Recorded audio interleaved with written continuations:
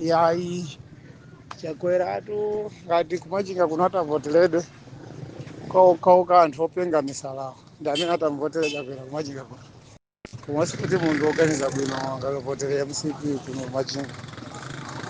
wapangako chani choti mukamvoteremo poti kumvotera kwa munthu kuti waonesa chikondi chabwino koma ndi munthu wachabechabe chilowereni phindu lake sitinalione kuno sitinalione sitinalione ndiye palibe kuvotera kuti tikamvotere chisango chikubwera chiti sichovoteredwa kufika choti munthu pachibale chanchani kumavotera munthu kuti athandize dziko lino